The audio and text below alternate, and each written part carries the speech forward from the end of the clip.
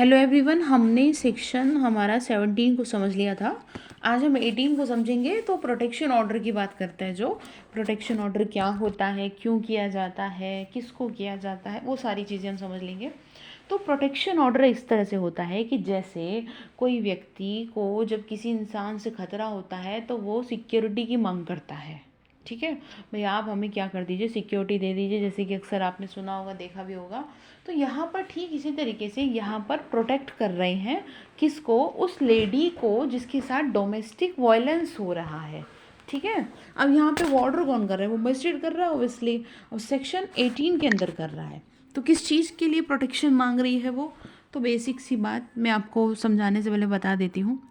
जिस किसी व्यक्ति के साथ उसने डोमेस्टिक वायलेंस किया, मारा पीटा जो भी किया, अब उससे उसको बचाव चाहिए कि जहाँ वो रहती है वहाँ उसे कोई परेशानी ना हो, किसी तरह से उसको उसके पास ना आए।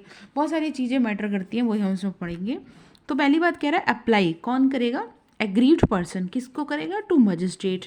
अब ऐसे भी नहीं जी आपने अप्लाई कर दिया और वो मजिस्ट्रेट सीधा आपको ऑर्डर पास कर देगा, नो नेवर।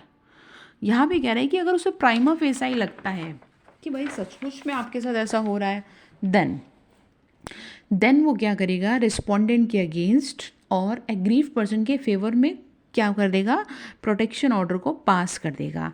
अब इस प्रोटेक्शन ऑर्डर के अंदर वो क्या कर रहा है, रिस्पोंडेंट को कुछ चीज़ों के लिए प्रोहिबिट करेगा कि भाई ऐसा है, तुम जो हो ना ये चीज़ें नहीं करोगे, इस चीज़ के लिए हम तुम्हें ऑर्डर देते हैं।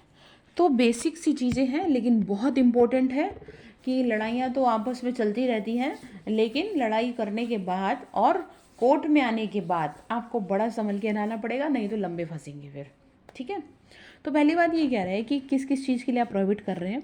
पहली तो बात ये कि आप किसी भी तरीके से क्या नहीं करेंगे, कमिट नहीं करेंगे डोमेस्टिक वायलेंस, किसी भी तरह का ना हो। दूसरी बात, अबेट नहीं करेंगे, एड नहीं करेंगे डोमेस्टिक वायलेंस के लिए, किसी भी को भी करवाने के लिए, भाई चलो हम आपको करते हैं मदद। तीसरी बात कह रहा है to enter the place of employment नहीं करेंगे, कम्युनिकेट नहीं करेंगे किसी भी तरह से, एग्रीड पर्सन से संपर्क नहीं साधेंगे, कम्युनिकेशन नहीं कि चलो किसी के फ़ोन से बात कर लो, किसी तरह हमारी बात हो जाए, नेवर। ध्यान रखनी है ये चार बातें specially, commit, abet, aid, to enter the place of employment, communication. ठीक है, और ये जो मैंने आपको बता दिया, किसी भी तरह से कम्युनिकेशन नहीं करेंगे आप। उसके बाद क्या कह रहे हैं, उसके बाद कहा जा रहा है यहाँ पर कि डिस्पोजल नहीं करेगा, कौन, एग्रीड प्रॉपर्टी को, कौन, रिस्पोंडेंट, किसकी, एग्रीड पर्सन की, अगर क्या है उसके पास उसकी कोई प्रॉपर्टी है या उसका कोई स्त्री धन है। ठीक है, मतलब सबका एलिनिएशन नहीं करेगा, मतलब उसको बेचेगा नहीं, और उस लेडी को जिसका वो है उसको उसके राइट से नहीं हटा सकता। ये चीज़ों के लिए कोर्ट उसको कह रहा है भाई तू जो है संभल के रह, इस तरह की चीज़ें मत करियो। उसके बाद कह रहा है कि ऐसा है, पहली बात समझ लेनी है कि जो हमने ये बात कही to enter the place of employment, यहाँ पे जो एग्रीड पर्सन काम कर रहा है वो कहीं और काम कर रही है लेडी, और या फिर वो कोई छोटी बच्ची भी हो सकती है जो स्कूल में जा रही है, या कोई लेडी है। तो अब जहाँ पे वो काम कर रही है लेडी, मतलब ऑफिस जा रही है, उसे पता चल गया है रिस्पोंडेंट को, तो ऐसे नहीं जो जाके रास्ते में रोक ले, उसे बात करे, इस तरह की चीज़ें नहीं करेगा वो। और जहाँ पे वो काम कर रही है वो वहाँ पे एंटर ही नहीं करेगा। कोर्ट साफ कह रहा है कि रिस्पोंडेंट एंटर नहीं करेगा। इस चीज़ के लिए कोर्ट ऑर्डर दे सकता है कि आप वहाँ पर नहीं जाएंगे, सख्त मनाही आपके। ठीक, उसके बाद कह रहा है you can't cause domestic violence to the dependents of aggrieved person, मतलब जो व्यथित व्यक्ति है, कोई भी उसका आश्रित है, तो उसके साथ आप डोमेस्टिक वायलेंस नहीं कर सकते। Is that clear. तो हमने 6 बातें ध्यान रख लेनी है एग्ज़ाम के पॉइंट ऑफ व्यू से। सेक्शन नंबर ध्यान रख लेना है, जो हमें ध्यान रखना है 18 में कोर्ट ऑर्डर कर रहा है, इसीलिए कि भाई आप जो है ज़रा संभल के रहिए बस। उसके बाद कह रहे हैं चलो ठीक है जी, आप, मैंने आपको बता दिया कि भाई ये प्रोटेक्शन ऑर्डर हो क्यों रहा है, भाई आपको से आप पे हमें भरोसा नहीं है, इसलिए हमें कोर्ट में जा कर के लगानी पड़ी एप्लीकेशन जी, हमें जो है थोड़ा सा मदद करें आप। उसके बाद कह रही है लेडी कि जी साहब आपने प्रोटेक्शन ऑफिस वो ऑर्डर तो दे दिया, अब मैं जहाँ रह रही हूँ वहाँ पर भी तो मेरे को प्रॉब्लम कर सकता है ये। तो सेक्शन 19 में कोर्ट कह रहा है ठीक है जी, हम 19 में भी आपको सेफ्टी दे देते हैं, ऑर्डर दे देते हैं रेजिडेंस का। तो यहाँ पर भी कोर्ट क्या कर रहा है, रेस्पोंडेंट को प्रोहिबिट कर रहा है। तो ये फंसा, चाहे फिर वो कहीं से भी आए, हर तरह से कोर्ट उसको जो है मना कर रहा है कि तुम अपने घर में बैठो बस। अब उसके बाद कह रहा है पहली बात कि ऐसा है, आप जहाँ पर एग्रीड पर्सन है यानी उसका पोजीशन है, यदि वो कहीं पर भी साइलेंटली रह रही है तो आप उसे डिस्टर्ब नहीं कर सकते, आप उसे तंग नहीं करोगे। हर दूसरे दिन जा करके माफ़ी मांग ले या कुछ और बात कह दिया या कुछ भी किसी तरह की कुछ भी कम्युनिकेशन नहीं करोगे। ये बात हमने सेक्शन 18 में समझ ली है। तो पहली बात ये है कि आप डिस्टर्ब नहीं करें उसे, जहाँ पर भी वो रह रही है उसे रहने दीजिए।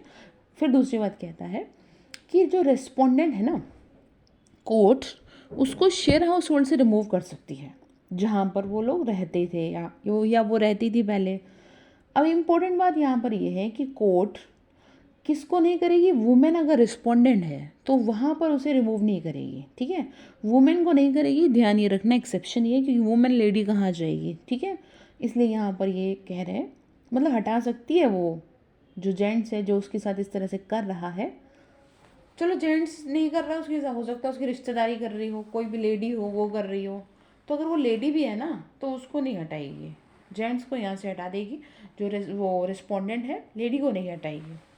तीसरी बात कह रहे हैं कि किसी भी तरह से रिस्पोंडेंट या फिर उसकी जो रिलेटिव्स हैं शेयर हाउस होल्ड की प्रोमाइसिस में एंटर नहीं करेंगे जहाँ पे वो लेडी रहती है। ये नहीं जी चलो उसे मना लेते हैं, फुसला लेते हैं, तो कोर्ट साफ मना कर रहा है भाई मनाने का टाइम ख़त्म। तो आप एंटर नहीं करेंगे आप जहाँ पर वो रहती है। उसके बाद कह रहा है शेयर हाउस होल्ड को डिस्पोज ऑफ नहीं करोगे।